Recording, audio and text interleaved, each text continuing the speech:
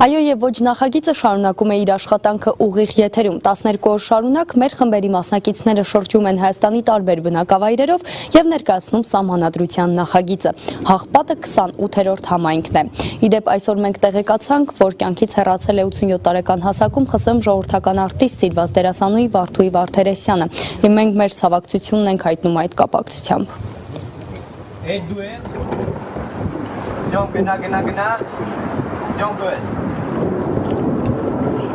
Վարդուհի Վարդերեսյանը ինչպես մեր մշակութային կյանքի մասին շատ է խոսվում,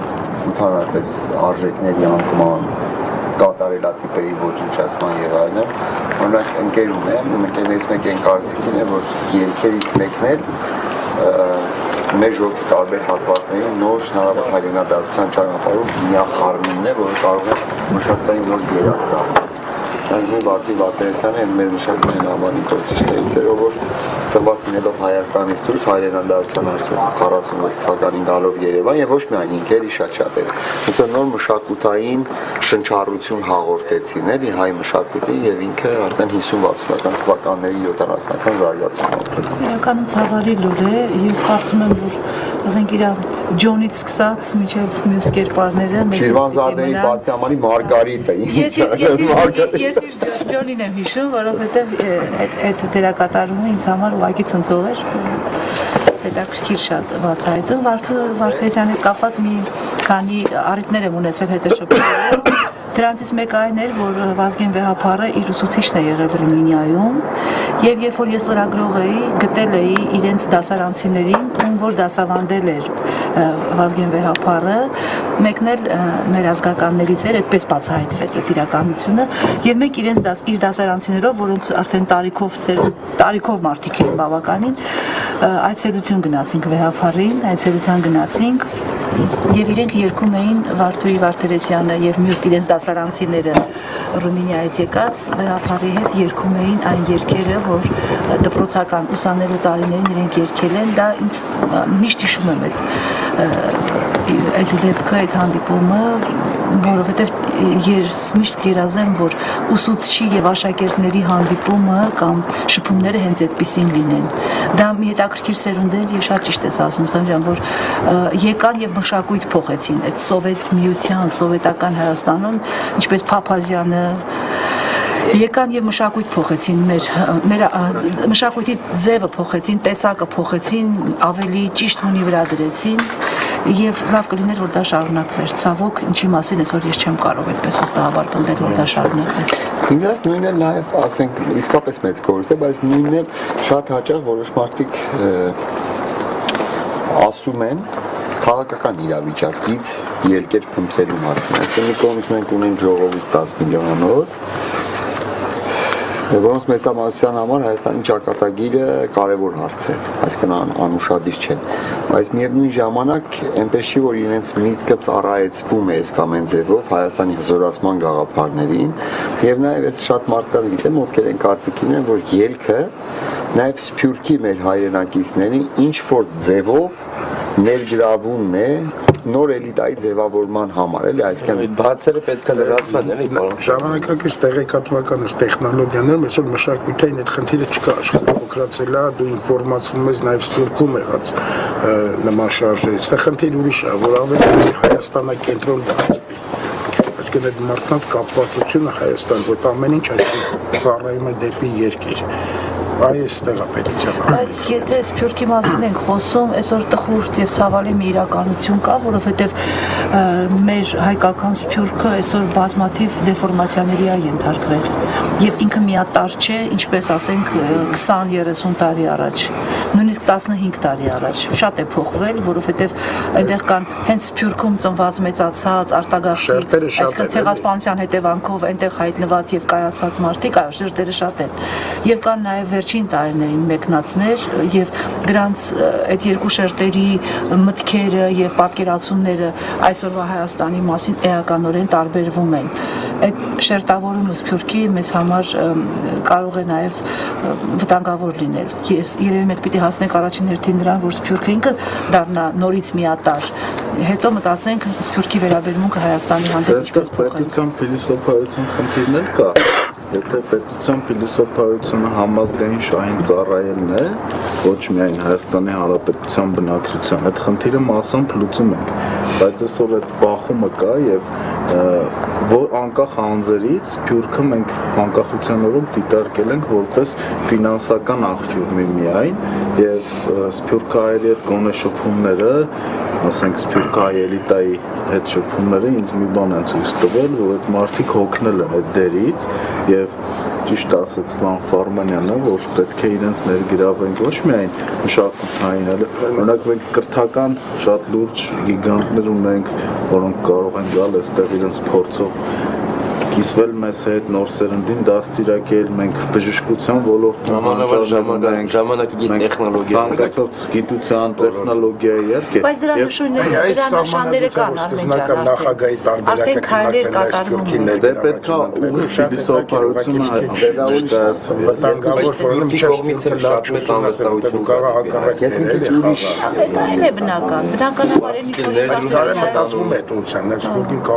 իրավիճակը պետք է թելադրի, դաժե իմ կարծիքով համանadrության լուծելու խնդիր չի։ Ես նախ եւ առաջ ի նկատի ունեմ հետեւյալը. պատմականը մեր ժողովուրդը անցել է ինչ-որ փորձությունների եւ պատմական իրադարձությունների միջով։ Հանգամանքները բերել են մի այնպիսի իրավիճակի, որ մեր ժողովրդի մի հատվածը, որոշ դեպքերում նաև ուսյալ լավագույն հատվածը, բնակվել է Հայաստանի սահմաններից դուրս, այդ ձևով հաղորդակից է դարձել համաշխարհային գիտության նվաճումներին, մշակույթի, նաև պետական կառավարման։ Եվ հիմա եթե մենք մոտավորապես նույն կոնցեպտը վերցնենք, թեև աշխարհը հիմա ավելի բաց է, սահմանները, տեղեկատվության հասանելիությունը, ինչ-որ Մարգարիտան ասեց, դա ճիշտ է, բայց ստացվում է մի իրավիճակ, որ նույնիսկ եթե պետությունը ֆիքսում է իր առաքելությունը, որ համազգային շահեր է հետապնդում, բայց այն էլիտան, որը իրականացնելու է այս կամ այն ձևով այդ պետության առաքելությունը, միայն Հայաստանաբնակ, ասենք հիմա ես տասնյակ մարդկանց գիտեմ, որոնց ներգրավվածությունը մեր պետական կառավարման համակարգում պատիվ կբերեին ցանկացած երկրի, եթե թվում նաև Հայաստանի, մեր հայրենակից, ասենք top պրոֆեսիոնալ մարդ, որը կարող է, ասենք չափազանց լավ նախարար լինել, վարչապետ լինել, քաղաքականության մեծ զբաղեր, ազգային ժողովի նախագահ լինել, պատգամավոր մարզպետ էական չի։ Այսինքն սա էլ տեսական հարցադրում է, արդյոք մեր ապագայի տեսլականը չպետք է հիմնվի այդ նոր էլիտայի ներգրավման վրա։ Բայց 90-ականների սկզբին նման փորձ արվեց առաջին անկախանրավ, այսինքն մեր անկախությունից հետո մի քանի նախարարներ նույնիսկ նշանակվեցին։ Այո, բայց դե բայց դա կարծես իրեն չարդարացրեց, ինչ-որ մի բան այն չէ, ինչ-որ բան սխալ էր գնում։ Բացի երկրի ներքին քաղաքական իրավիճակները տենց չէր համապատասխանում։ Ժողովուրդ ջան, բայց մենք ամեն դեպքում 12-րդ օրն է հիմա շրջում ենք մեր հանրապետությունում, հյուսիսային կողմերում, արդեն 3-րդ մարզում ենք գտնվում եւ ավարտում ենք 3-րդ մարզը եւ երևի ճիշտ կլինի միասին որոշենք, քննարկենք, թե ինչ տվեց դա մեզ, ինչ տվեց այն ծրագրին, որի շրջանակներում մենք այս գործունեությունը իրականացնում ենք եւ մեր հասարակությանը ինչ տվեց ընդհանրապես, որքանով է արդարացված այս մեր գործունեությունը, որովհետեւ ես նայում եմ մամուլում երբեմն նաեւ այսպես իրոնիկ հետնախառն մեկնաբանություններ եմ տեսնում, որոնք իհարկե միանշանակ չեմ ընդունում, հասկանալի այսպես նստած տեղում ինչ-որ բան գրելը մի բանի մասին, որի մասին չգիտես ամեն ինչ կամ գրեթե ոչինչ չգիտես, ավելի հեշտ է, բայց միշտ սխալ է լինում։ Իմ անձնական կարծիքը այն է, որ սա արդյունավետ ծրագիր է, հենց միայն իմաստով, որ մենք գալիս անկախ սահմանադրական հանրաքվեի արդյունքներից, հենց միայն այն իմաստով, որ մենք մարդկանց հետ շփվում ենք, ծանոթանում ենք, մարդիկ մեզ տեսնում են, իրենց խնդիրների մասին մեզ պատմում են եւ տեսնում են մարդիկ, որ մենք եկել ենք եւ իրենք, եթե իրենց ինչ-որ տեղ, ինչ-որ գյուղերում իրենց մոռացված էին զգում, հասկանում են, որ մոռացված չեն եւ կա քաղաքական, հասարակական գործիչների խումբ, մարդիկ կան, որ իրենց հիշում են, իրենց խնդիրները համարում են իրենց խնդիրները եւ մտահոգ են, ցանկություն ունեն այդ խնդիրները լուծելու։ Ելի եմ գտնում, անկախ թե ինչպեսին կլինի հանրաքվեի արդյունքը, սա ինքը կարևոր գործողություն է եւ կարծում եմ պիտի ժամանակ առ ժամանակ այսպիսի բաներ իրականացնել։ Ոչ միայն յուրաքանչյուր քաղաքական ուժ ինքը, ոչ միայն յուրաքանչյուր քաղաքական գործիչ կամ հասարակական կազմակերպություն ինքը, այլ մեզից յուրաքանչյուրը պիտի իրեն պատասխանատու զգա եւ գա ժողովրդի հետ շփվելու, որովհետեւ ինքը ի վերջո այսպես կամ այնպես այդ ժողովրդի մի մասնիկն է։ Կտրված վիճակները միշտ վտանգավոր են լինում եւ ճիշտ չէ։ Ունեք ես լավ կներ, որ ես նախագիծը շոու չկոչվեր, որտեղ շոու մեր ժողովրդի գիտակցության մեջ ինչ-որ զվարճանքի բանի է կապվում, ասոցիացվում։ Դա ժանրի Իրականում հա, սա ցուցադրում է։ Հա, չէ, դա թյուրիմացություններից է։ Չէ, օրինակ մեզ արդեն սկսել է շոումեն անվանել, որը ճիշտ ասած ինձ զվարճացնում է։ Ցուցադրում է քարոզարշավի եւ քաղաքակիրթ քարոզարշավի, ամեն դեպքում գոնե մեր հյուսային խմբում տեսակետների բախումները կան, հակադիր տեսակետներ, բայց կարող ենք այդ քաղաքավարի մոտեցումը դրսևորենք փոխադարձ հարգանքի հիման վրա։ Սա շատ լավ հնարավորություն էր, այնպես չէ որ մեր երկրի խնդիրներին ծանոթ չէինք։ Հիմա գոնե աշխատանքի բերումով նոյեմբերյանից մեղրի մշտապես 11 տարի նմանատիպ խնդիրների մեջ եմ աշխատանքի մեջ, բայց սա նաև լավ հնարավորություն է, որ ուղիղ եթեր էս ամեն ինչը հեռարձակվում է, անկախ մարդկանց դիրքորոշ։ Տեսնում ենք իրական պատկերը, մարդիկ խոսում են այն, ինչը կա, ինչ ձեր մտածում են, ինչ ձեր վարդում սխալ թե ճիշտ, բայց սա հենց այնա ինչ որ մեր երկիրն է, սա այս առումով շատ դրական դեր է խաղում։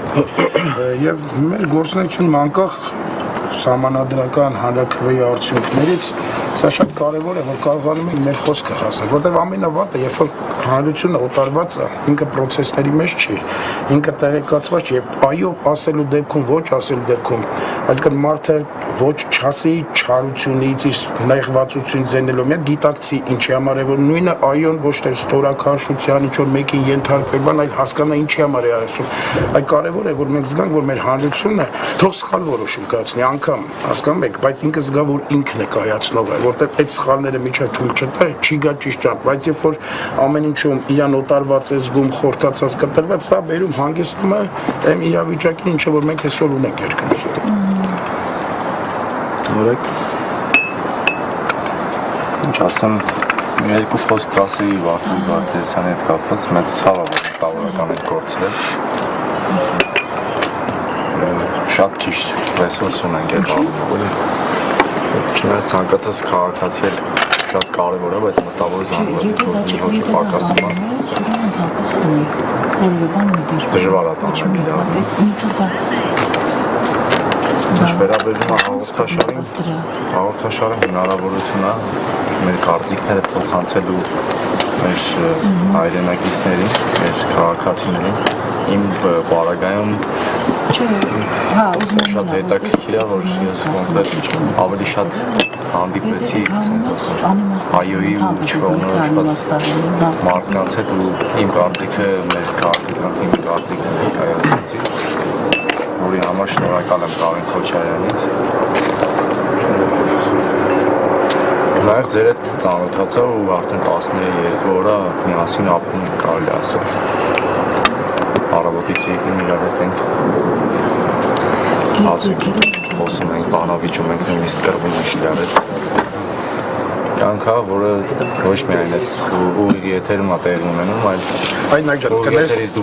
մի նախադասություն ասեմ կներես, այգման որ սա բոլորն էլ լսեին, ասեք մարդկանց մոտ դες շոու որ ասում եք, չպատկերացնեմ, որ սա տեսախցիկները միացնում է ինչ-որ բան է ցուցադրվում ու դրանց հետո վերջանում։ Իրականում մենք նորմալ շփվում ենք, դրանից դուրս է տեսախցիկների ավարտը, սա process է, որը ուղղակի ուղիղ եթեր լուսաբանվում է, երևում է, այստեղ ասենք թատերականացման ոչ մի գործընթաց չկա, կան քաղաքական տարբեր ուժերի եւ մտածողության մարդիկ, որոնք իրենց դիրքորոշումներն են արտադրում, կներես։ Շատ լավ հնարավորություն է սա։ Նախ ինձ թվում է, պարոն Մկրտչյան, կուզեի դուք սկզբից խոսեք, ուղղակի տեղեկացնենք, որ մեր գործընկերներ Վարդան Խաչատրյանը եւ Միքայել Մելքումյանը Երևանում զբաղվածության պարում մի օրով գնացել են, այսինքն նրանք վերադառնալու են։ Շնորհակալություն։ Բայց իրենց տեղը երևում է, չէ՞։ Արդեն եւ նկատելի։ Շատ նկատելի։ Ժպիտը պակասել է։ Նախ ասեմ, որ այս շոուին մասնակցելուց առաջ հայազն կուսակցությունում բավական երկար քննարկումներ եղավ, արժի մասնակցել թե չէ։ Ես կողմնակից էի մասնակցնում, որովհետև ըստ ինձ սա հնարավորություն է, որպեսզի ազատորեն գիտենք հեռուստա եթերը ցավոք սրտի շատ սահմանափակված են անվանաբար քաղաքական առումներով։ Սա հնարավորություն էր ազատորեն տարբեր դիրքորոշումներ ներկայացնելու եւ ի վերջո ժողովրդի հետ շփվելու։ Հիմա 12-րդ օրն է, ես մնում եմ նույն կարծիքին եւ արդեն համոզվել եմ իմ պնդումների մեջ։ Իհարկե ճանապարհ ենք անցնում 12 օր տարբեր տեսակի քննարկումներ, խոսակցություններ, մարդկային շփումներ, բայց մի բան ես կուզենայի կարևորել, դա այստեղ հավաքված մարդկանց որպես մարդ որակներն են եւ այդ որակների դրսեւորումները, ինչի համար ես չեմ փոշմանել, որ եկել եմ այստեղ եւ ես մի համոզմունք եմ ունեցել միշտ, որ հանրապետական կուսակցությունը խուսափում է, իշխող կուսակցությունը խուսափում է ժողովրդի հետ շփումներից, որովհետեւ այնպիսի դեմքեր չունի, որոնք հարվածի տակ չեն ընկնի, այսօր մեր շփումները մի բան են ցույց տվել, որ այս երկու մարդիկ, որոնք իրականում մեծ հաշվով որևէ խնդիր չունեն ժողովրդի հետ շփվելու եւ հենց հատուկ նրանք են ուղարկվել, որ ժողովուրդը սվիններով չընդունի նրանց, ցավոք սրտի պատասխան են տալիս մյուս մարդկանց համար, խնդրում եմ ճիշտ հասկացեք, սա իմ կարծիքն է, ցավոք սրտի պատասխան են տալիս այն մարդկանց համար, ովքեր որ այս տարիներին բավական լուրջ խնդիրներ են առաջացրել եւ ժողովրդի աչքին բավական ցածր վարկանիշ ունեն։ Իսկ ընդհանուր առումով ուրախ եմ, որ այս նախագիծը կա եւ կարծում եմ, որ նման նախագծերը եւ նման հնարավորությունները միմիայն նպաստելու են թե ներքաղաքական բանավեճի ինստիտուտի կայացմանը եւ թե քաղաքական ինստիտուտների կայացմանը հիմնովին։ Շնորհակալություն։ Ամեն դեպքում կյանքը չի կանգնելու հանրաքվեից հետո, այսինքն լուծումների ցանկացած դեպքում էլ հաղթանակի դեպքում բոլորը մտածեն նոր իրավիճակով շարունակելու, ոչի դեպքում էլ պետք է շարունակել կյանքը ընթանա, այնպես որ Պարոն Տիչյան, շնորհակալություն այդ կարծիքի համար, որ հնչեցրիր մեր հասցեին, կարծես թե իրական դա պարտավորեցնող է, բայց ուզում եմ մեկ բան իմանալ, որ կուսակցությունը իհարկե կուսակցություն, բայց անհատները յուրաքանչյուրը իր տեսակի, իր անհատականության շնորհիվ կամ պատճառով է ինչ որ տեղում գտնվում, մենք մեր գործն ենք անում եւ որևէ կաշկանդվածություն չունենք եւ այո մենք էլ ենք ես օրինակի մանից ասեմ ես ինձ պատասխանատու եմ զգում եւ լավ գործերի համար եւ չարասների համար որովհետեւ եթե մտնում ես մի գործընթացի մեջ դու չես կարող ամբողջովին մի կողմ քաշվել իսկ սա շատ կարեւոր գործընթաց է եւ երբ որ ես այսօր մեր ժողովրդին հասարակությանը քարոզում եմ այուն ես դա չեմ անում որովհետեւ այդպես որոշված է ես դա անում եմ որովհետեւ ինքս էլ այդպես համոզված եմ որևէ կեղծիք իմ քարոզում պիտի նկատած չլինի, իսկ դա իմ անձնական համոզմունքն է, այդպես եմ մտածում եւ կուզեի առաջին հերթին ես սխալված չլինեի, որովհետեւ դա շատ ավելի ծանր կլինի, երբ որ դու ինքդ ես որպես քաղաքական գործիչ սխալվում, հույս ունեմ, որ չեմ սխալվելու։ Ինչ վերաբերում է այս իրապատումին մասնակցելուն, ճիշտ ասած ես էլ որոշ մտավախություն ունեի սկզբում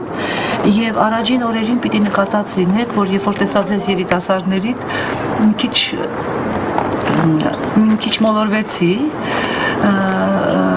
բայց գիտեք ինչու որովհետև ես ուղղակի հիացած էի ձեր շարժումով Բաղրամյան փողոցի այդ ամբողջ էլեկտրիկ Երևան այդ շարժումով եւ ուրախ էի եթե նկատել եք հետեւել եք բոլոր հարցազրույցներում միշտ ասել եմ որ այդ երիտասարդները շատ այսպես քեֆս բերում են ճիշտ դիրքորոշում ունեն իրենք են երկրի տերը եւ իրենք այո դիրքորոշում ունեն մարդիկ հայտնում են առանց քաղաքականացնելու մեր ցավը այդ է որ մեզ մոտ ցանկացած փրշտոց քաղաքականացվում է բայց դուք լուրջ գործընթաց եք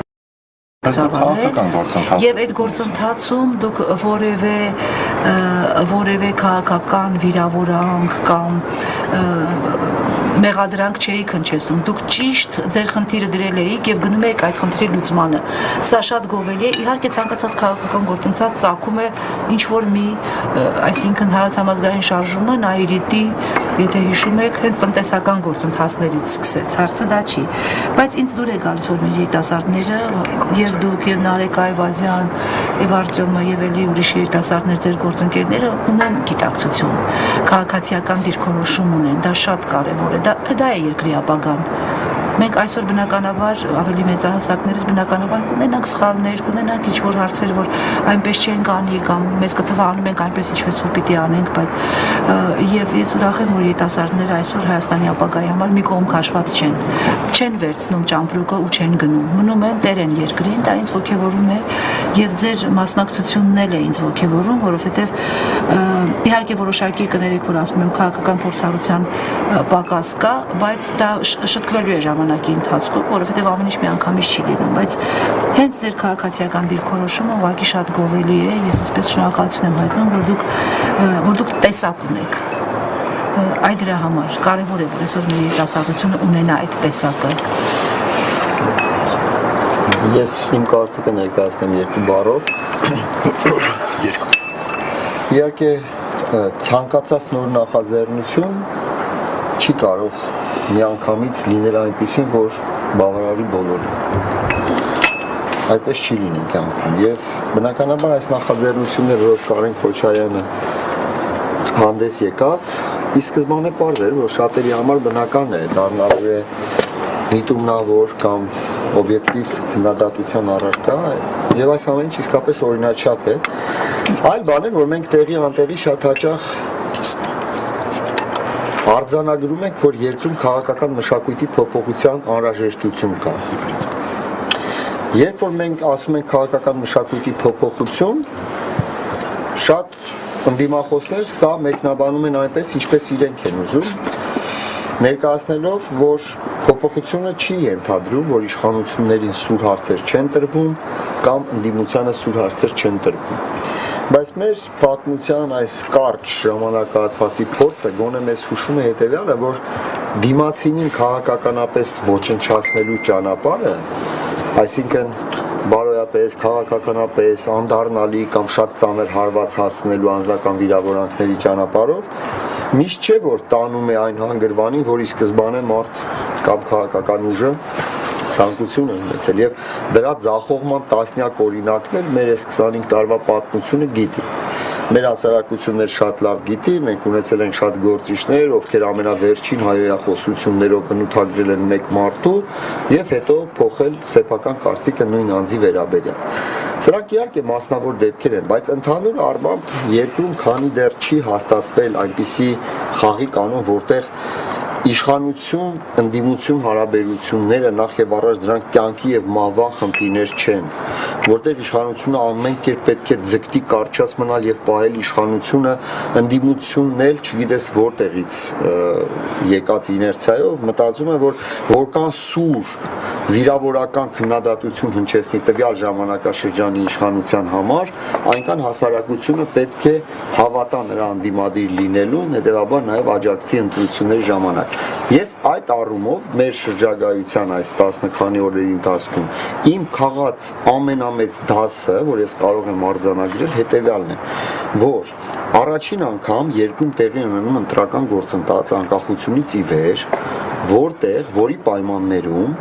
հասարակության շրջանում կա ընդգծված անվստահություն, ես բոլորից ներողություն եմ խնդրում, չեմ ուզում անձնապես որևէ մեկին վիրավորած լինել, քաղաքական ընդդիմություն երևույթի հանդեպ ընդհանրապես։ Սա առաջին դեպքն է, նախկին ընտրական ցիկլերում երբեք այսպես չի եղել։ Ինչու է մեզ դա ուրախ, ոչ թե որպես իշխանության ներկայացուցիչ, որ գոնե բոլորը գիտեն, ես իմ հրապարակային խոսքերում էլ ասել եմ, ցանկացած իշխանություն ինչպիսի որակով էլ օժտված լինի, եթե ընդդիմության կողմից չի վերահսկվում եւ շնչառությունը ծոծրակին չի զգում, մի օր այլասերվելու է, սա ուղղակի քաղաքականության նորմ է։ Բայց ես ուրախ եմ այն կապակցությամբ, որ դա նաեւ վկայում է հասարակության մեր շփումներից իմ ստացած հասունության մասին։ Այսինքն հասարակական պահանջարկը քաղաքական ընդդիմությունից ինձ թվում է այսուհետ լինելու է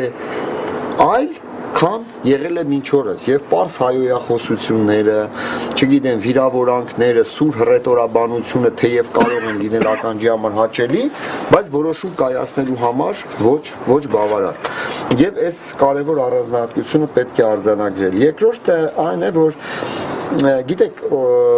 մեր շատ ընդդիմադիր քաղաքական գործընկերներ, տեսեք ինչ են ասում են մամուլի ազատության հեռուստատեսությունները վերահսկվում են եւ այլն եւ այլն եւ այլն։ Հիմա մեզ լսող ցանկացած պարզ քաղաքացի կարող է ինքն իրեն այսպիսի հարց տալ, չէ՞։ Եթե լրատվամիջոցները վերահսկվում են կամ մարդը իրավունք հնարավորություն ունի իր տեսակետը արտահայտելու, որ իրականությունից հեռու է, երբեմն մենք մեղադրվում ենք ճիշտ հակառակի համար, ինչն է խանգարում թեկուզ ամենասուր հայացքներ ունեցող ընդդիմադիր քաղաքական գործին ամենասուր օգտվել այս հնարավորությունից եւ 12 ժամ շարունակ օրվա ընթացքում ամենասուր կերպով իր ընտրազանգվածի նաեւ ներգրավվածությամբ իշխանությունների մասին արտահայտել այն ամենը, ինչ իրենց կարծիքով հասարակական գիտակցության մեջ կա եւ դա փաստ է։ Ցանկացած մեր հեռուստադիտող կամ ցանկացած մարդ կարող է այդ հարցին վերաբերյալ մտածել եւ տալ պատասխան։ Ուրեմն այստեղ պատճառները այլ են, որ մեր շատ հարգարժան գործընկերներ չեն ցանկանում օգտվել կամ չցանկացան օգտվել նման հնարավորությունից, որովհետեւ դա կլիներ ուղիղ եթերում, ինչպես ասում են, հաշվեգրում իրականության։ Ինչպիսին է քաղաքացիների իրական վերաբերմունքը երկրի իշխանությունների հանդեպ, նաև ընդդիմադիր քաղաքական գործիչների հանդեպ եւ այլն եւ այլն։ Այս առումով իսկապես նախադեպ է ունեցող նախաձեռնություններ եւ իր արժեքը նաև նրանում չի միայն ինչ մենք անում ենք, արժեքը այն պոտենցիալի մեջ է, որ այս նախաձեռնությունը կարող է ապագայում ունենալ։ Հիմա 1 տարի անց, 1 տարի մի քանի ամիս անց երկու խորհրդարանական ընտրություններ են։ Հիմա բնական է, որ շատ խմբեր արդեն պահանջելու են, որ մշակման ենթարկելու պահանջելու են, որ շատ տեխնացուներ, ովքեր մրցում են միմյանց հետ, այսպես ուղիղ եթերում մի ժամ կլինի, 5 ժամ կլինի, օրեր շարունակ հասարակության մասնակցությամբ ամեն մեկը ներկայացնի իր փաստարկները, իր թերություններն ու առավելությունները։ Հակառակ պարագայում խաղի են կանոններով, որ մինչև օրս քաղաքական առումով մենք ապրել ենք, հասարակության շրջանում փոխադարձ ատելությունից, անվստահությունից, թշնամությունից բացի իրական որևէ խնդիր չի լուծել։ Հիմա այնպես չի, որ ես, Տիկին Եսյանը, պարոն Մկրտչյան, դուք, Արթուրը, Վարդանը, Խաչատրյան կամ Միքայել Մերկումյանը լեզվի, ինչպես ասում են, բավարար ճարտարություն չունենք շատ սուր հռետորաբանությամբ միմյանց վիրավորելու կամ ուրիշներին վիրավորելու։ Դա այդպես չի։ Բայց արդյոք այս են ճանապարհն է փոխադարձ այդ թշնամությունը, որ հասարակությանը պետք է ներարկել։ Ինչու պետք է հասարակությունը չներարկվի այն գաղափարով, որ որքան էլ տարբեր կարծիքներ ունենան, բայց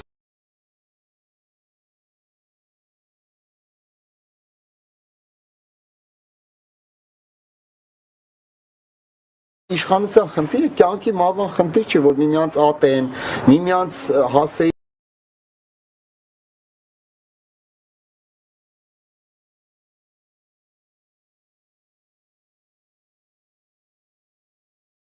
ասեն խոսքեր, որոնց համար ապագայում կարող են ամաչել եւ այլն եւ այլն։ Մտա Աստված, որ մեր այս նախաձեռնությունը իր բոլոր թերություններով հանդերձ ապագայի վրա ազդեցություն ունենա եւ հասարակական պահանջի վերածվի։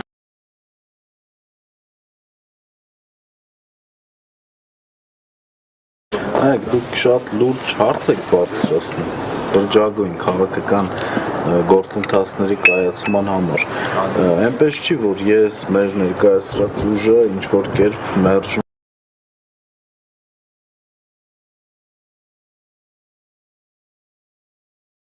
է ընդդիմության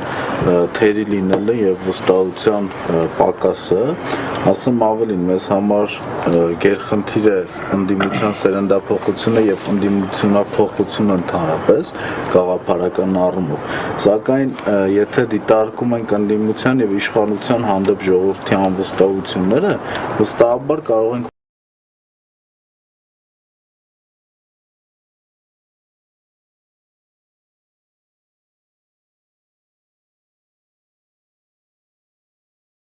փաստել, որ իշխանության հանդեպ անվստահությունը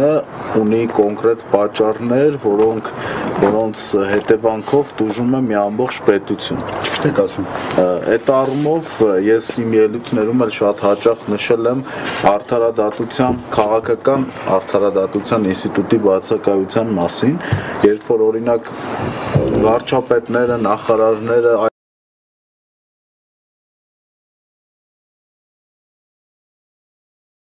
Պաշտոնյա անձինք գալիս են, վերցնում են մի համակարգի պատասխանատվություն, ձախողում են այդ համակարգը եւ հաստատի որևէ քաղաքական պատասխանատվություն չեն կրում, թողնում ու հեռանում են։ Այս առումով ես անգամ իշխանական գործընկերներին էլ դիմել եմ ու նորից կդիմեմ, որպես քաղաքացու առաջին հերթին հորդոր, քաղաքացիների վստահությունը շահելու համար օրինակներ են պետք։ Եվ այդ օրինակները պետք է լինեն շատ վառ, ոչ թե այնպես ինչպես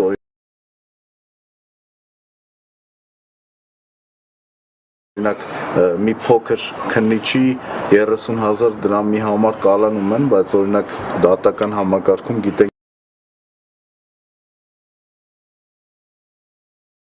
ինչ աշխանի կոռուպցիա է տիրում, այլ պետք է լինեն վառ, կոնկրետ անհատականությունների վրա եւ պետք է դաս հանդիսանան համակարգի մյուս ներկայացուցիչների համար։ Այս առումով կարծում եմ այդ համեմատության մեջ շատ կործանարար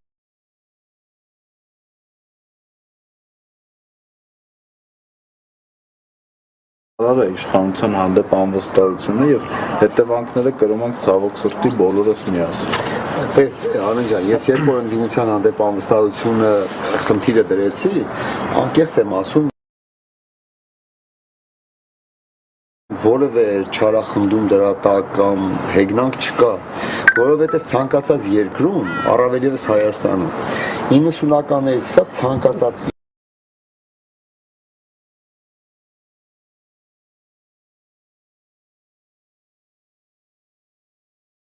իշխանություն խոշոր հաշվով չի արդարացրել ամբողջությամբ այն սպասելիքները տեր-պետրոսյանական վարչակարգը, քոչարյանական, Սարգսյան վաղն էլ նույնը կարող է լինել։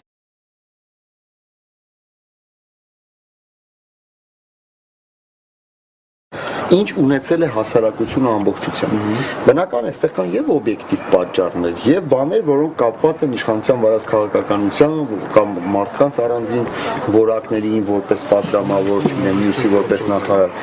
Բայց տեսեք, որտեղ է ընդդիմության առանցքային դերակատարությունը։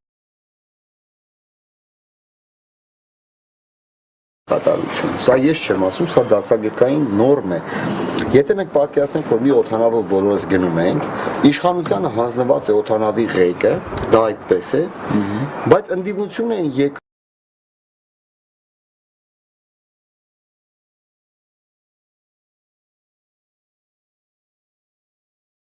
երկրորդ անձնակազմի երկրորդ օդաչուն է, որը նստած է եւ որի ամբողջ դերակատարությունը հիմնական այն է, որ անհրաժեշտ վթարային նաեւ իրավիճակներում ինքը կարողանում է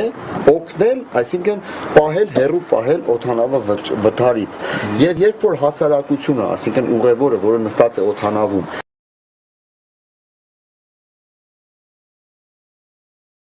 ի սկզբանե որոշ վերապահումներ ունի առաջին ուղևորի հանդեպ, կորցնում է նաև վստահությունը երկրորդ ուղևորի հանդեպ, օբյեկտիվորեն իր անհանգստությունը եւ կրկնապատկվում է եւ եռապատկվում է։ Կարող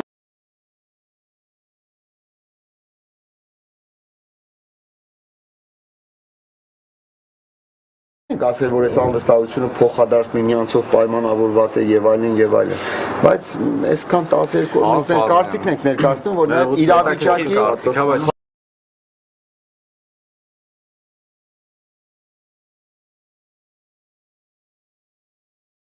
Աղային կանոնների փոփոխություն է պետք, որտեղ առանցքային հարցը պետք է լուծել։ Իշխանությունը չպետք է լինի մալվան կենաց պայքար։ Սա է առանցքային հարցը։ Ընդունելի է, բայց պետք է բաժանվի, այսպես ասած։ Պարոն Ֆարմանյան, մի հանգամանք եւս կա, որին օրինակ դուք քարոզության ժամանակ ճիշտ կերպով ներկայացնում եք, որ անձնակենտրոն քաղաքական համակարգը պետք է փոխվի, դառնա թիմային քաղաքական համակարգ եւ պատասխանատվության ինստիտուտն էլ պետք է փոխվի։ Ես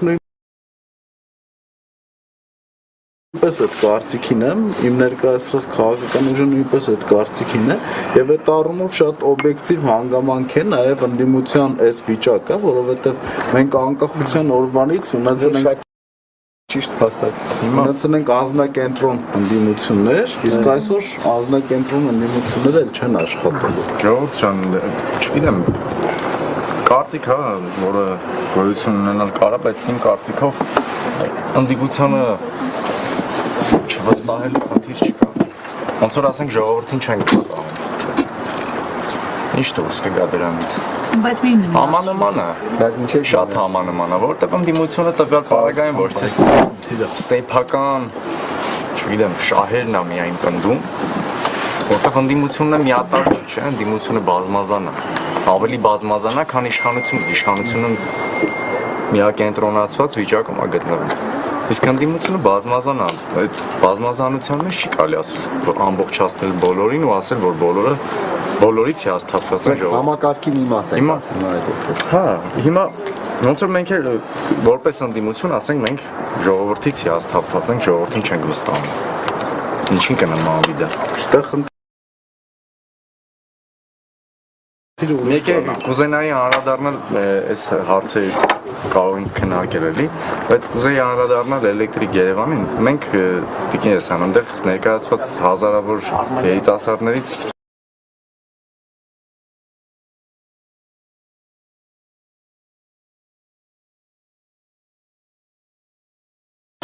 երկուց երեքս ենք։ Ունդեղ իրականում քաղաքական հարց էր։ Մենք բոլորս էլ ինձ թվում է գիտակցում էինք, որ հարցը քաղաքական ու իրականում քաղաքական արձագանք գտավ։ Չէ, Սերժ Սարգսյանը ասեց, որ կասեցնում ենք այս որոշումը ու եւ այլն եւ այլն։ Այդ արդեն քաղաքական որոշում է։ Դա քաղաքական Բայց շարժում չէ, քաղաքական շարժում է։ Շատ լավ 7 դրամը չէր, սոցիալականը 7 դրամը չէր մեր համար խնդիրը։ Այնտեղ մենք հասկանում էինք, որ թալան է տեղի ունեցել ու իշխանությունները այնպես չէին վարվել, որ այդ թալանի դիմաց դեմը առնեին։ Այսինքն անգործություն էինք տեսնում նաև ու պահանջներով որ գնացել էինք Բաղրամյան, այդ ամեն ինչը ներառում էր իր մեջ։ Հետո մեր ընկերներին էին բռնության ենթարկել, որի համար նույնպես գնում էինք։ Մենք չէինք կարող, ես ավարտեմ էլի, եթե կարող։ Մենք չէինք կարող ուղղակի դա հանդուրժեինք։ Մեկ էլ մի փոքր բան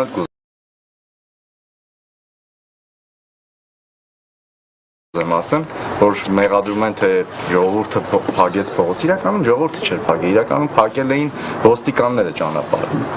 Ոստիկանները փակել էին, հետո էլ բռնությամբ բացեցին ճանապարհը։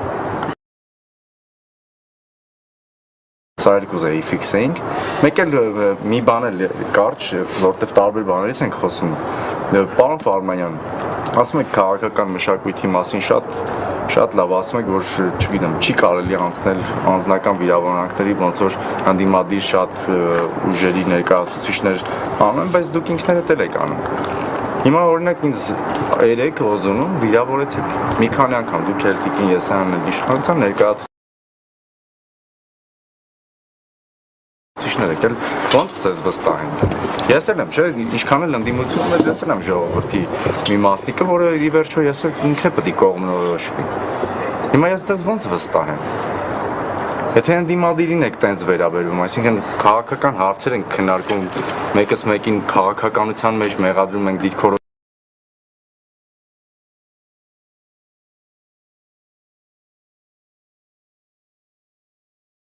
շումների գործունեության մեջ, բայց դա անցնում է անձնական հարթություն, իմ համար պատկերացնելի չի, դուք ոնց եք քարոզում քաղաքական մշակույթը, ժողովրդավարությունը, շատ ցավալի է, էլի իրականում։ Իսկապես ցավալի է, բայց տես մարդը իր էության բնությամբ այնպիսին է, որ ուղղակի ձեր կարծում եք սխալ եմ մտա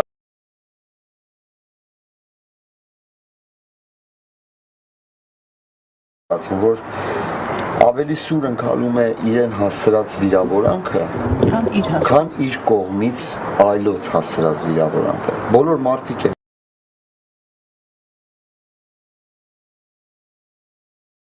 այդպես, ես դեռ որևէ մեկին մեղադրելու անհրաժեշտություն չկա, հետևաբար մարդը եթե իր խոսքում անվանարկում, վիրավորում, հեգնում, ծաղրում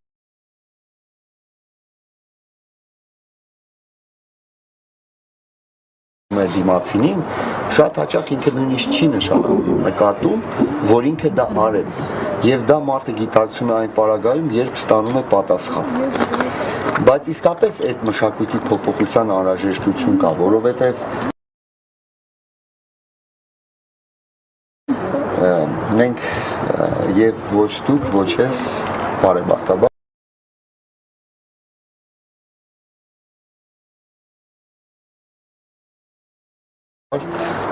այդպիսի մեծ ազդեցություն չունենք երկրում որոշումների կայացման վրա, մենք խոսում ենք ավելի գլոբալ խնդիրների մասին, քաղաքական ընդդիմություն եւ քաղաքական իշխանություն պայքարի տրամաբանության մասին, որ մեզանով հարցը չի որոշվում եւ մենք բազում հակադիր օրինակներ ունենք, որոնք հասարակությանը տարել են առճակատման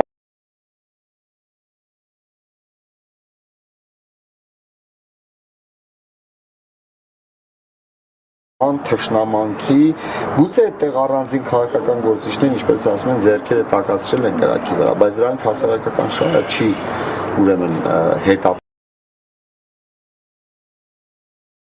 չի առաջնորդվել եւ շատ բաներ կախված է հանգամանքից, թե մենք իրավիճակը ինչ շահախնդրությամբ ենք մեկնաբանում, օբյեկտիվ ենք նայում, թե իրավիճակը ներկայացնում ենք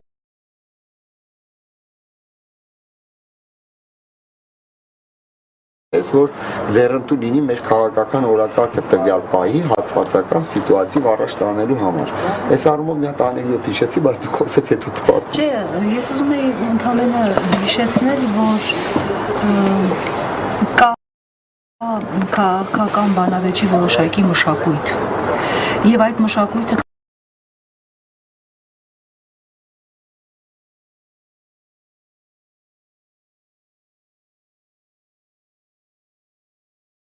Քանի որ մենք փորձում ենք քաղաքական հայտ ներկայացնել, դուք փորձում եք քաղաքական հայտ ներկայացնել, իսկ մենք արդեն շուրջ 4 տարի պատգամավորներ ենք քաղաքականության մեջ, այդ քաղաքական մշակույթը պիտի յուրաքանչյուրս պահենք։ Եվ բոլորովին այնպիսի կեղծ տպավորություն չստեղծվի, որ վիրավորելու կամ վիրավորանքի ինչ-որ բաներ են դրսևորումներ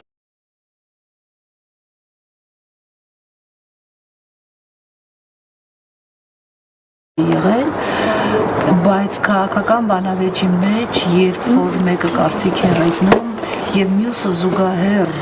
զուգահեռ խոսում է, բնականաբար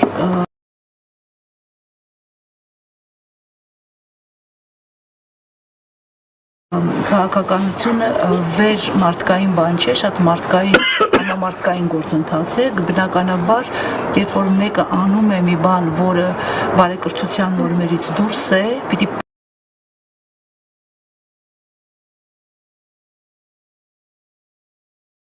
պատրաստ լինի, որ համարժեք պատասխան կստանա։ Իրականում անթերի մարդիկ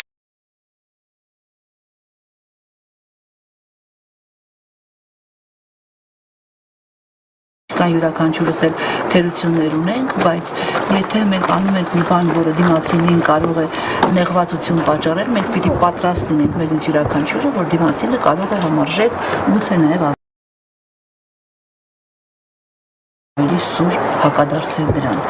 Ինչ վերաբերում է քաղաքական է, թե քաղաքական չէ այս կամ այն շարժումը, ես կարծում եմ, որ քաղաքացիական ընդվզումները մեր երկրում գուցե դա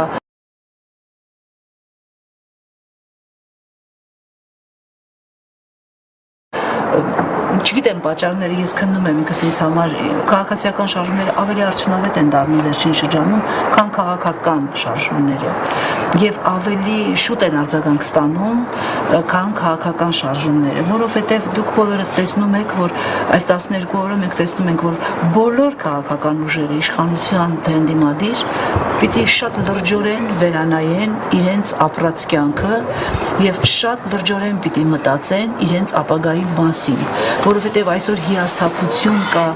ոչ միայն ընդդիմադիր, այլ նաև իշխանական ուժերից, ընդհանրապես քաղաքական դաշտից մեր ժողովուրդը, մեր հասարակությունը լուրջ հիասթափություններ ունի եւ անվստահություն կա եւ այդ անվստահությունը վերականգնելու, հավատը վերականգնելու համար յուրաքանչյուր քաղաքական ուժ, անկախ նրանից ընդդիմադիր ուղղությամբ է գնում թե իշխանական, պիտի շատ լրջորեն վերանայի իր արածն ու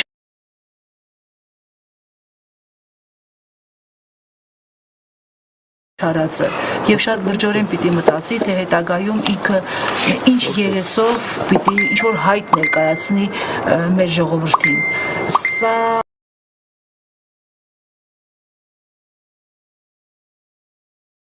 մի քիչ աղավաղված է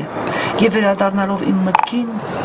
պիտի ասեմ, որ եթե դուք էլ նայում եք անցած 3-4-5 տարիների պատմությունը, պիտի տեսնեք, որ իրականում քաղաքացիական շարժումները ավելի արդյունավետ են դառնում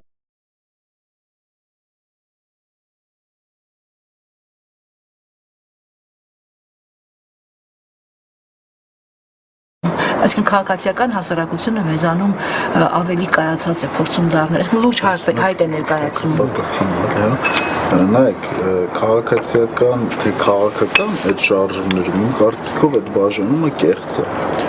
Ու օրինակի համար, եթե սկսենք Մաշտոցի պուրակի շարժումը, եթե սկսենք համարել որպես քաղաքացիական շարժումների սկիզբ կամ օտարալեզու դպրոցների դեմ պայքարի շարժումը, կամ դրանից հետո Հյուզանդի փողոց 100 դրամ թրջկանն է իհարկե, սրանք բոլորը թեև թվում են, որ քաղաքական խնդիր չեն լուծում, բայց իրական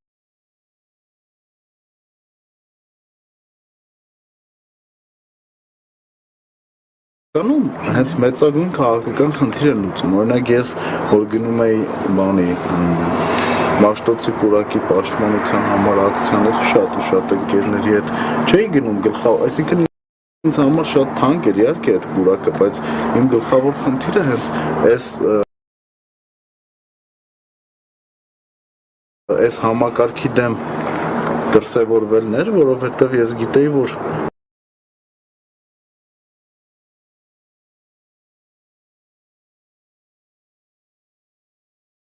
որևէ օլիգարխի եղբայր փորձում է այստեղ շինություններ ստեղծել, խանութներ ստեղծել եւ այլն, ինձ համար այս խնդիրը նաեւ քաղաքական է, հա։ Ուղղակի այդ բաժանման մեջ ինձ թվում է պետք ավելի ճիշտ կլիներ կուսակցական եւ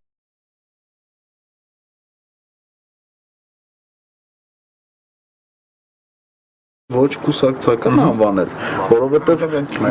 մեծ հաշվամատից դուրս մեծ հաշվով, որովհետև տարբերությունը դա որպես նախկին զինվորական ասեմ, միշտ ես այդ ձևակերպման եմ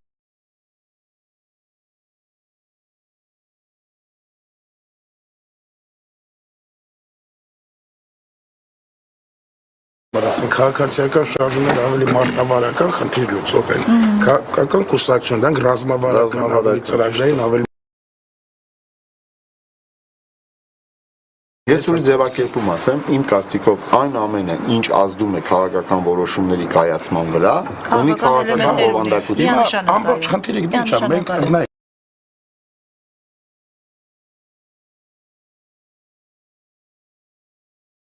բոլորս sense ամբողջ քաղաքական դաշտի մի սխալ բան կա, ծայրահեղականացումը։ Հասկանում եք, ասենք թեկոս ընդդիմության գնահատումը, ընդդիմադիր ինչ որ մի ուժ, պիտի ամեն մեկին նայել իրեն։ Ընդդիմությունը դա ոչ իշխանական ուժերն են, որոնք տարբեր ցակունաբանություն են, տարբեր խնդիրներ, տարբեր գաղափարներ եւ արհեստական ասել, այ եթե դու ես մյուսի հետ ես, ուրեմն դու ծախու ես, այն մեկը, այստեղ մենք հասարակությանը դեգրադացնում ենք, հասկանում եք, դա պատճառներ ինչու է դա այդպես, որտեղ ընդհանրապես կուսակցականությունն է խեղաթյուրված, այս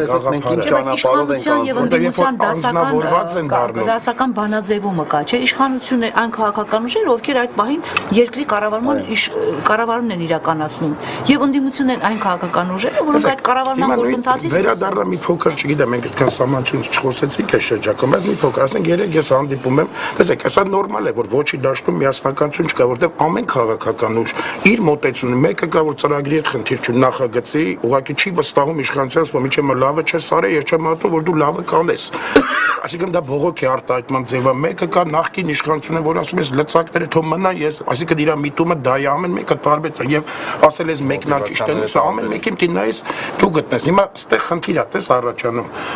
Կոնկրետ երեք նայում եմ սահմանության մի հոդվածի հետ կապված մի արժանակ եւ 10 րոպեվա մեջ լրատվությամբ երկու ինֆորմացիա, երկուսն էլ ոչ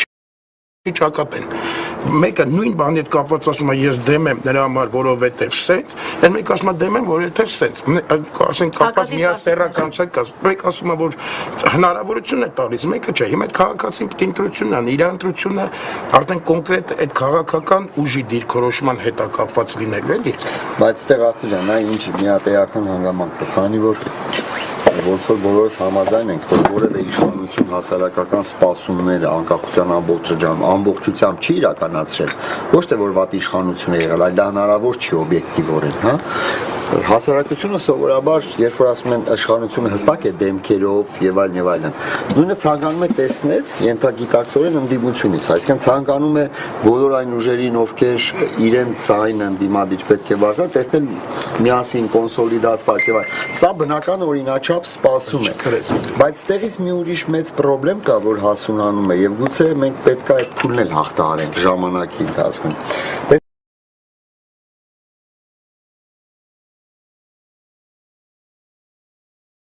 Տեսեք ինչ է կատարվում, մեջտեղ է գալիս մի հատ արհեստական, բայց շատ կործանարար ելևեջ մշակույթի քաղաքական, ինչպիսին արմատական հռետորաբանություն։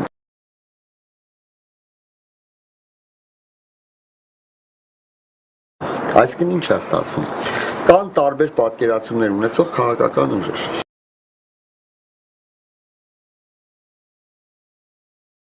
Ամեն մեկը սեփական մոտիվացիայով, ծրագրերով, հարգանքի արժանի կամ ոչ արժանի էական չէ։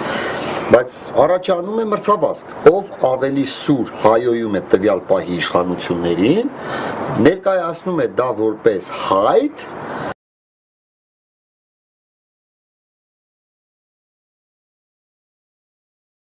որ ես եմ իրական ընդդիմություն, այսինքն մենք մի հատ տվայտանքի մեջ ենք հայտնվել, որ ժողովուրդը չի կողմնորոշվում ով է ընդդիմությունը, եւ ստեղ ինչ ինձ դուր չի գալիս, էլի, որի չափանիշը համարվում է սուրբ հայոյախոսությունը։ Ես ինչու շատ հաճախ մենք միասին արդեն 10 օրից ավել ճանապարհ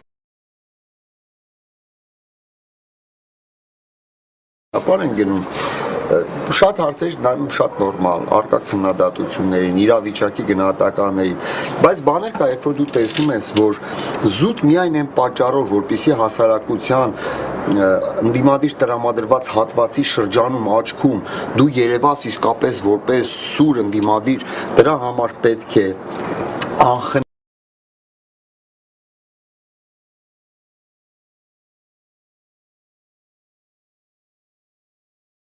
սուր քննադատել նույնիսկ վիրավորական արտահայտություններով, օրինակ հանրապետության նախագահին, խոսքը միայն գործող նախագահի մասին, եւ այն մարդուն մեղադրես բաների մեջ, որ նույնիսկ չգիտեմ, մեր հակառակորդ ադրբեջանցիները չեն վերապահում իրենց նման մեղադրանքներ կազմել։ Այս էլ մշակույթ է, որից պետք է ձերբազատվենք, իմիջայլոց։ Նույնը ես վերաբերում եմ նույն կերպ իշխանության ճամբարից ընդդիմության հասեին հնչեցող մեղադրանքներին։ Երբ որ Տիկին Զարուհի Փոստանջյանը խորհրդարանում օրինակ, տեսեք, վեր կացավ եւ Հայ ազգային կոնգրեսի առաջնորդ, մեր հանրապետության առաջին նախագահ Լևոն Տեր-Պետրոսյանի հասեին թույլ տվեց արտահայտություններ, որոնք իմ կարծիքով իրավունքը չուներ, ես այն ժամանակ էլ արձագանքեցի, որովհետեւ հայոյախոսությունն ու անձնական վիրավորանքները դեռ չի նշանակում, որ դու իսկապես խոսում ես եւ պատրաստ ես ժողովրդի, ինչպես ասում են, սրտից եւ այլն, որովհետեւ մենք մինչեւ հարգանք քննադատություն այո, ինչքան ուզեք, տեղին հաստատված, բայց ավելորդ մեղադրանքներ, որոնք մեր նախագահներին մենք կարող ենք մեղադրել, գիտեք ինչ, այլ երկրի շահերով առաջնորդվելու կամ ազգային անվտանգության հարցերում վատ մտադրություններ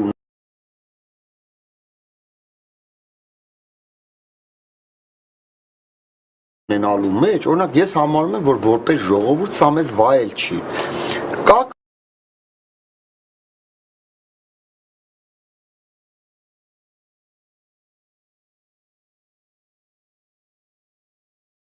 կառավարման որակից, կադրային հարցերից, հազարումի հարցերից, մտահոգությունից կարանք խոսենք։ Դա իհարկե կարող ենք, հա։ Ինչ-որ ղեկավարի անկախությունից, որ դուք նշում էիք, օրինակ մեր շրջագայության ժամանակ, ասում էիք, որ արդեն բացահայտ է, արդեն բոլորն է գիտեն երկրի նախագահի վրա ճնշում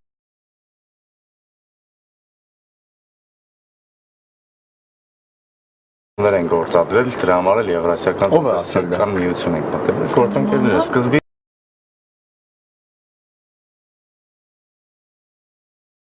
Ով մեր գործընկերները չէ, կոնկրետ բանի հետ կապված է, Եվրասիական, դա ով է ասել դա։ Չէ, ունեք ես։ Հիմա ես ասեմ իմ կարծիքս, կարող եք դուք կարծիք կառավարման այդ օրինակ մեխանիզմի, երբ որ մի անձի վրա է պատասխանատվությունը։ Այս ամեն ինչը, չէ, ես ինչ եմ ասում եք։ Ես օրինակ 200-500 հոդված եմ անդադ մեջ բերում ու ասում եմ, որ այստեղ խնդիր կա այս հոդվածում։ Դուք ասում եք, որ դու մեղադրում ես մեզ, որ մենք ծախելու ենք, չգիտեմ ինչ ենք Դուք եք։ Չէ, ես ուրիշ բան եմ։ Դրան բերում միտքը։ Նարեկ ջան, Չէ, դուք ուրիշ ձևից sense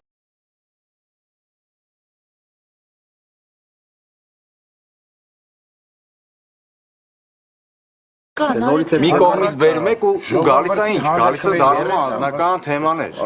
Ասում եք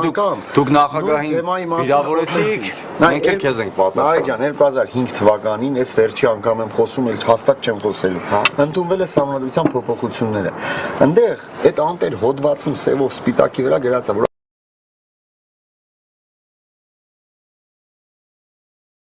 ազգային ժողովը մենք այսինքն այսօր նախագահի առաջարկությամբ պատգամավորների ընդհանուր թվի ձայների կեսից ավելիով, այսինքն 66 կողմով կարող ենք վավերացնել միջազգային պայմանագիր, իսկ միջազգային գիտեմ կարդաց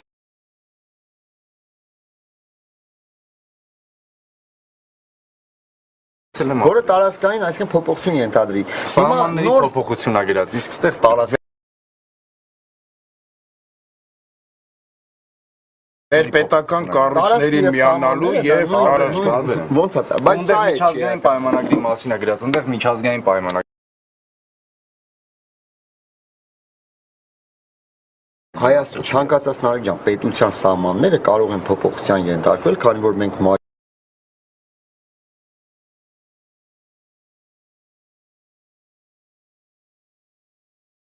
անդամ ենք եւ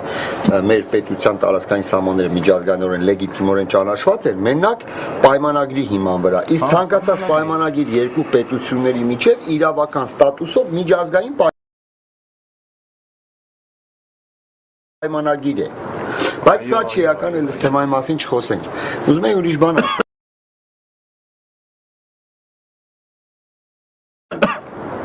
ձեր բարձրացած հարցի հետ կապված ԵՏՄ-ի պատմությունը դասավորվել է այնպես, որ պատմության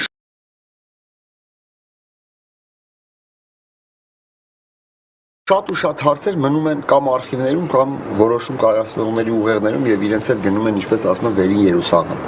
Դա պատմության օրինաչափությունն է։ Հիմա ԵՏՄ անդամակցության հետ կապված, օրինակ ես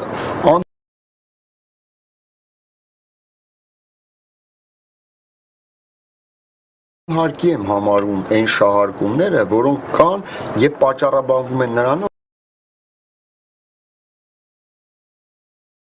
որ գիտեք, մեզ վրա այնպիսի մի ճնշում գործադրվեց, մենք ցանկանում էինք գնալ այլ ճանապարհով, բայց մենք ստիպված որպես թույլ նվազ այս հոգեբանությունը ինձ դուրս չի գալիս եւ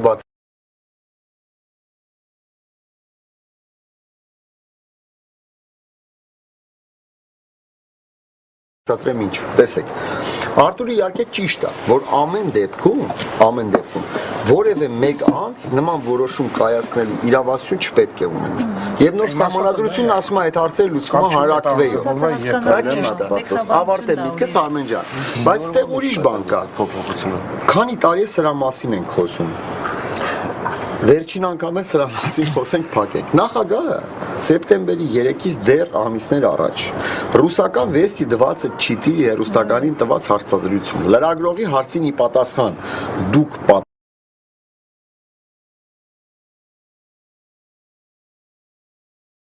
պատրաստվում եք անդամակցել Եվրասիական տնտեսական միությանը։ Բառացի պատասխանը հետևյալը, որ մենք նման հրավերք չունենք, երբ որ մենք նման հրավերք ունենանք, բնականաբար այն մենք քննարկենք եւ դա մեզ համար առաջնահերթություն է։ Եվ սրա մասին պաշտոնական եվրոպական մայրաքաղաքները տեղյակ են եղել։ Այս էլ փակենք այս թեման։ Եթե չէ, մի հատ բան ասեմ,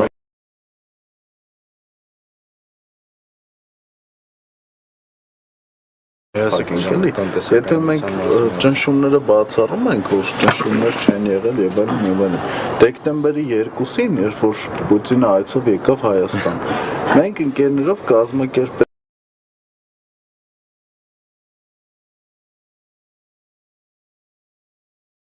բողոքի ակցիա, որը իր մեջ ներառում էր բողոքի ակցիա կոնկրետ ԵՏՄ անդամակցության որոշման եւ հնարավոր ճնշումների դեմ։ Ուրեմն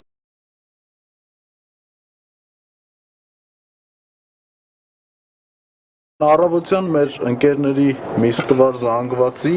ստվար հատվածի արդեն իսկ բերման ենթարկեցին ակցիան ընդհանրապես կանխելու համար, իսկ երեկոյան մարտի 1-ից հետո ամենաշատ բերման ենթարկվածներ ունեցան։ 100 հոգի։ Հա։ Սա ինչ էր եւ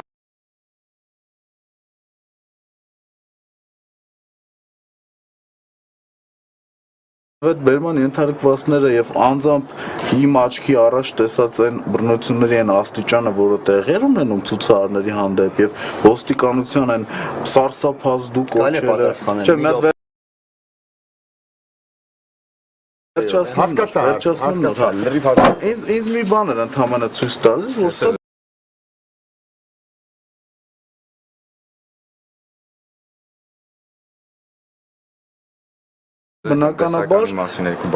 Բնականաբար այս իշխանության տակտիկային այդ առումով ես ծանոթ էի, առաջին անգամ չէի ցույց անում, արմատապես տարբերվում էր։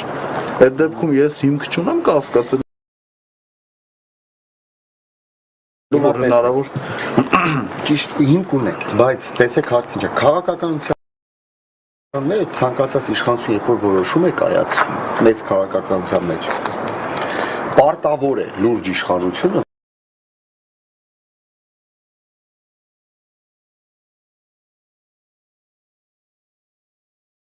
հաշվի առնել նաև ռազմավարական գործընկերների եւ ընդհանրապես բարեկամ երկրների հնարավոր արձագանքը իր կայացրած այս կամ այն որոշմանը եւ այն հանգամանքը որ հայաստանյան իշխանությունները ռազմավարական բնույթի որոշումներ կայացնելիս մտովի ունենում են իրենց հաշվարկներում մեր ռազմավարական գործընկեր Ռուսաստանի Դաշնության հնարավոր շահերը, հետաքրքրությունները, արձագանքները, սա այդպես է վիճարկելի չի եւ բնորոշ է ոչ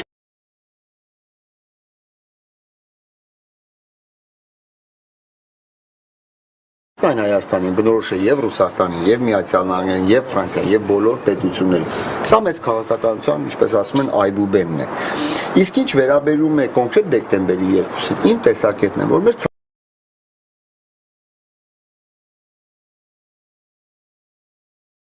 ցանկացած քաղաքացի իրավունք ունի իր տեսակետը, մտահոգությունը, սահմանադրությունը տալիս հնարավորություն արտահայտելու եւ միջամտությունը քաղաքական նպատակներով սխալ է։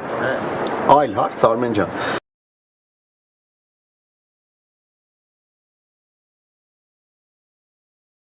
Որ մենք քանի որ բավականին թխրուն իրավիճակում ենք գտնվում եւ ոչ ոք չի կարող վիճարկել, որ Ռուսաստանի Դաշնության ազդեցությունը հարավային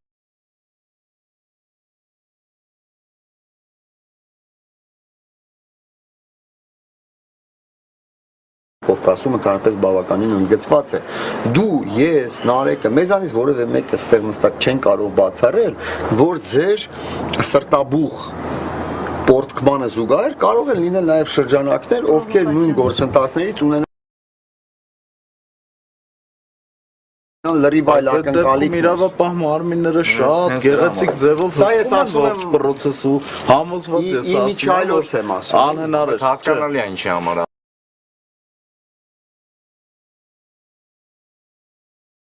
ասացի տողատակն ինձ օրինակ հասկանալի եղավ, բայց եթե կարելի է երկու բառ ես ասեմ, էլի տնտեսական մասին պրովոկացիաների առումով եք ասում։ Ես ես վստահաբար ասում եմ, պարոն Ֆարմանյան,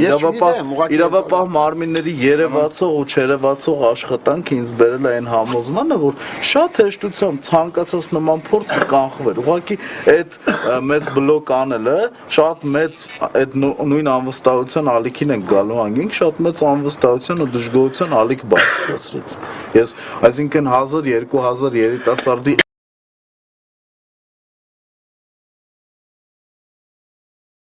այդ աստիճանի բլոկ անելը առաջինը վերցրեցին, եկեցին կանան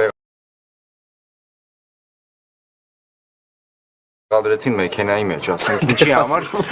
ինչի համար, որովհետև ես Նարեկ ջան, տեղադրեցին։ Ես ուզում էի իմ բողոքի ձայնը արտահայտեի, նամակները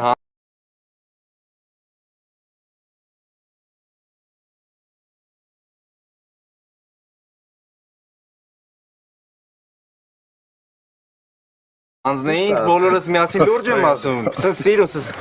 մնում էր փաթեթավորեին մի հատ բանցի կանեին։ Դեռ քանի Իսկ տնտեսական միության մասին,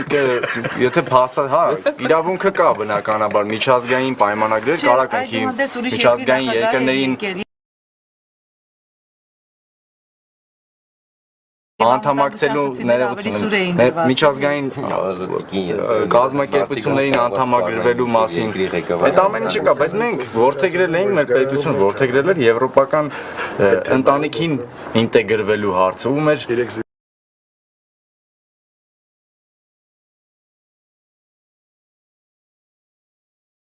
ազգային անվտանգության հայեցակարգում էլ է դա ընդգրկված։ Բայց մենք ոչ մի փաստաթու մեզ երբեք կամ կամի ընտրության առաջ մենք չպետք է կանգնենք, որտեղ նման պարագայում մեր ընտրությունը պարզ է։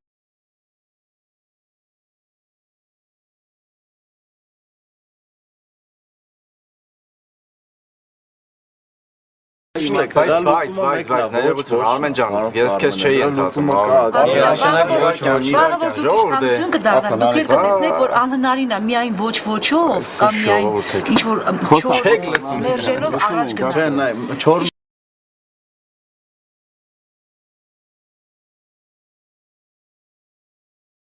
Այսի բանա, որ պիտի եւ լինի անպայման։ Խոսքը չոր մերժելու մասին չի, տիկին էս այն խոսքը բազմաբովանդակ շփումների, բազմաբովանդակ շատ խորը թեմա է, թողեք Նարեկը ավարտի։ Բայց երեքան էս թեմա կարելի է զորացնել։ Ոչ թե ժողովուրդ ջան, այստեղ քաղաքակրթության ընտրության հարցն է։ Իմի նայում ենք եվրասիական տնտեսական միության անդամ երկրներին ինչքան էլ ուզում է հայտարարենք մենք գործընկերներ ենք բարեկամներ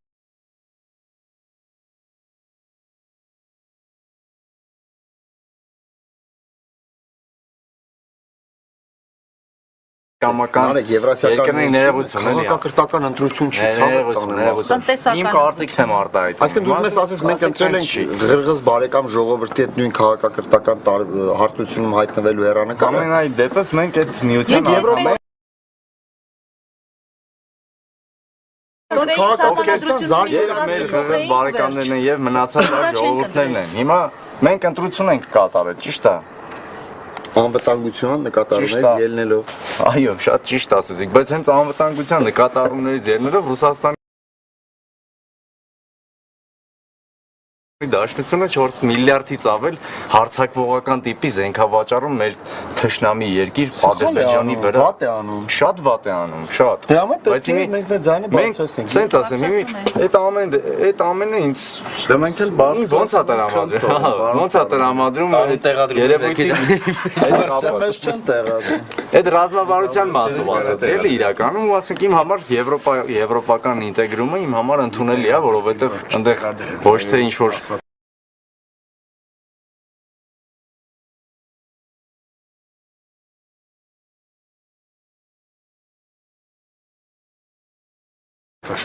փոքրամասնությունների շահեր են, այլ այնտեղ համամարտկային արժեքներով առաջնորդող սովորել եմ մագիստրատուրան Եվրոպայում։ Շատ լավ եք արել։ Ղեկավարում եմ Հայաստան ԵՄ խորհրդարանական համագործակցության հանձնաժողովը։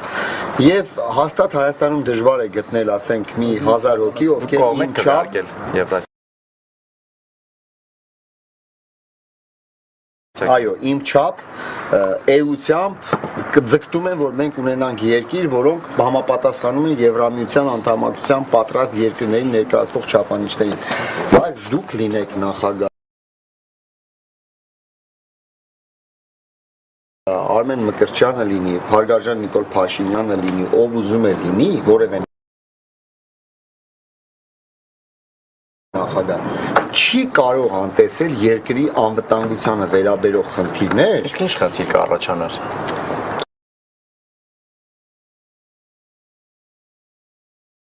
Ասենք Ուկրաինայում ինչ տեղ ունեցավ։ Այսինքն մեր մոտ Ռուսաստանը կառաջացներ նույն խնդիրը։ Ես թողնում եմ Ռուսաստանին, ուղղակի ասում եմ вопрос на размещение։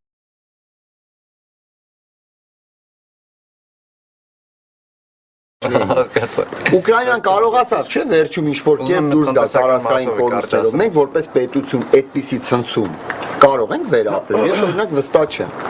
Մենք խոշոր հաշվով նավով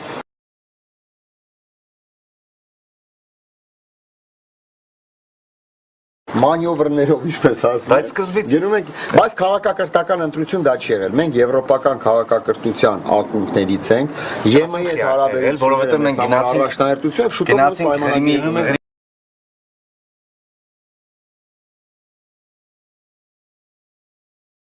Իմի անեքսիային կողմ քվեարկեցին։ Այ դրանով արդեն ապացուցվել որ քաղաքակրթության ընտրությունները ժամանակը կա մենք տեսնենք որ մեր ջահելները իշխանություն են դարձել, մենք էլ դες կողքից նայենք։ Հիմա ես տնտեսական մասով էլ ասում եմ, ի քայլեր չեք կարող անել, որտեղ երկրի աշխարհի իշխանության ներկայացուցիչները ի սկզբանե ներկայացնում էին, որ թելադրում են դա անել։ Այնպես չի որ դուք ավելի շատ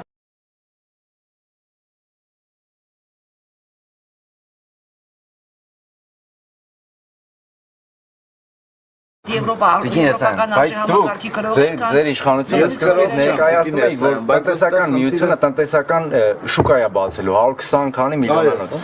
Արդյունքում ինչ դուրս եկա, որ մեր արտահանումը ներմուծումը նվազեց։ Հիմա ներողություն։ Բայց եթե մենք գնում էինք դեպի եվրոպական տնտեսական համաձայնագրին միանալու, մենք ունենալու ենք 500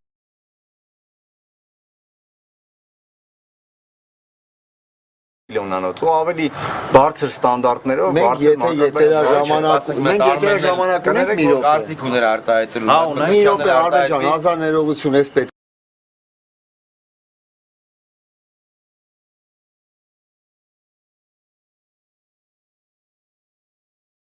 Կարձագանք եմ, նայն Արեգ ջան, եթե վերցնես ափսոս պարոն Մելքումյանը ստեղ չի, մեր տնտեսության կառուցվածքը, այն ապրանքատեսակները, որ մենք արտահանում ենք Եվրամիության շուկա, դրանք հիմնականում որ ապրանքատեսակներ են, հանքահումքային մեր արտադրանքն է, Զանգեզուրի պղնձամոլիբդենային գործան եւ այլն։ Իսկ այն ապրանքատես, սա 1/3-ն է մեր կազմում։ Այն 1/3-ը, որ մենք արտահանում ենք, այսպես ասած ԱՊՀ կամ ԵՏՄ շուկա, ես տնտեսագետ եմ, գյուղատնտեսական եւ այլն արտադրանքն է ու մյուսը, թեթև արդյունաբերական, որոնք մենք արտահանում ենք այդ շուկա։ Այս պղնձի ու մոլիբդենի գինը, որ մենք արտահանում ենք շուկա, միջազգայինորեն շուկայական կանոններով ֆիքսվում է ամեն օր։ Եվ մենք ասոցիացման համաձայնագրի կոնտեքստում ունենք դոստուպ, այսպես ասած, Եվրամիության շուկային թե ոչ, չի ազդում մեր ընդհանուր ապրանքաշրջանառության վրա։ Հեռանկարում իհարկե շատ կարևոր է, գնողունակ շուկան է ամենա, բայց մենք չենք կարող, չէ, մեր հեռանկարի մասին մտածելով ուշադրությունից թողնենք ներկան։ Դու ճիշտ հարց ես տալիս եւ բոլորն են ասում, ասում են այ ախպեր, բա դուք ասում եք, որ ԵՏՄ շուկա, որ մենք մտնենք, մեր շուկա է 200 միլիոնանոց եւ այլն եւ այլն։ Հա, բայց ով կարող էր կանխատեսել, որ Ռուսաստան արևմուտ դիմակայությունը կհասնի այն աստիճան, որ սանկցիաներ կիրառվեն, ռուբլու կուրսը նվազի խայտարակ ձևով եւ Ռուսաստան, ասենք, մեր կոնյակագործներին չեն այսօր բողոքում, չեն կարողանում ապրանք արտահանել, որովհետեւ ռուբլու կուրսը դարձնում է ոչ շահեկան։ Բայց մի մոռացեք, որ քաղաքական ուժը բազմաթիվ անգամներ կանխատեսել ու ասել արտահայտել հայտարարել եվրոպական շուկան անթերի է եւ այնտեղ մենք խնդիրներ չէին ունենալու։ Չէ, կառուցվածքի հարցատնտեսության էլի ոչ թե։ Ունենալու ենք որտեղ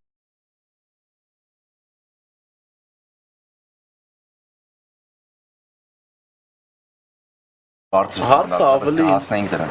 ավելի գլոբալ է։ Իմ կարծիքով պետության ռազմավարության երկու տարբերակ կա, կամ ինտեգրացիոն, կամ համապարփակ շփումների, բայց ոչ ինտեգրացիա։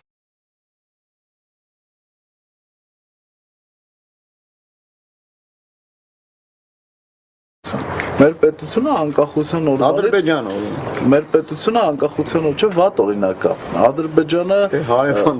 չէ, հաստատ վատ օրինակ է, որովհետև դերկապային Ադրբեջանն էլ ԵՏՄ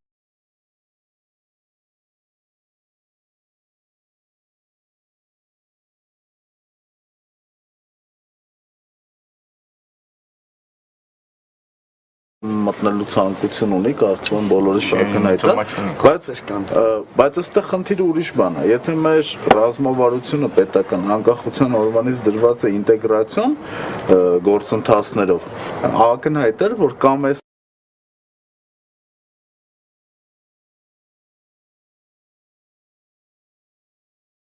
տարբերակն ենք ունենալու Արեգ ջան կամ ձեր առաջարկած տարբերակը, բայց մենք մի հատ մեծագույն խնդիր պետք է լուծենք ու ի վերջո սա համազգային հարց է իրականում, երբ որ մենք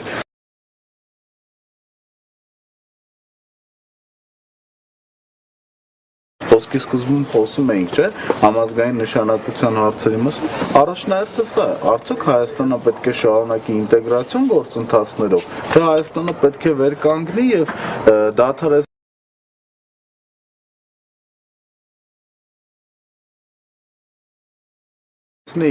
այդ առումով գոնե վերպետական կառույցներին միանալը, սակայն վարի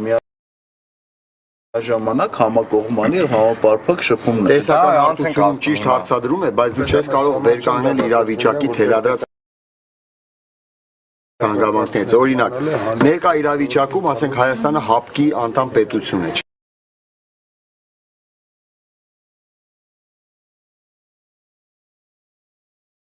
Հիմքում հայ-ռուսական ռազմաքաղաքական դաշնակցությունն է։ Հիմա եթե դու դրանով հանդերձ ասես, որ եթե Հայաստանը դուրս է գալիս ՀԱՊԿ-ից, չանդամակցելով ՆԱՏՕ-ին, ապահովում է իր անվտանգությունը, գուցե դու ճիշտ ես։ Բայց եկեք հանուն արկեցության խոսենք։ Վերջին շրջանում Տավուշի վրա հարձակումները, ու ասենք վերջին 1-2 տարվա ընթացքում ինչքանով են ՀԱՊԿ-ի կողմից, չեմ ասում կանխվել, գոնե արձանագրվել որպես գործընկեր պետության։ Չի արձանագրվել այնպես ինչպես հարկն է եւ նաեւ իշխանությունը, ես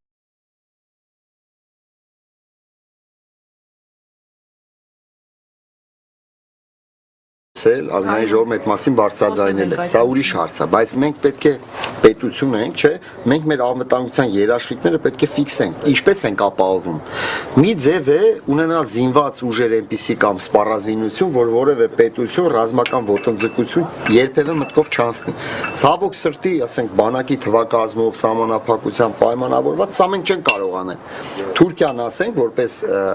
պետություն, որը այսօր փաստացի դե ֆակտո պատերազմական գործողություններ է իրականացնում Հայաստանի Մոտ 1 ժամ 1 սեղանի շուրջ այո եւ ոչ խմբի մասնակիցները խոսեցին ու քննարկեցին, ամփոփեցին նախորդ անցած 11 օրերը։ Նրանք նաեւ խոսեցին այն խնդիրների շուրջ, որոնք պարզաբանված չէին միմյանց միջև։ Կարծում եմ սա օգտակար էր մեր մասնակիցների համար, քանի որ նրանք դեռ միասին 7 օր անցնելու ճանապարհ ունեն, իսկ մեր հաջորդ հանդիպումը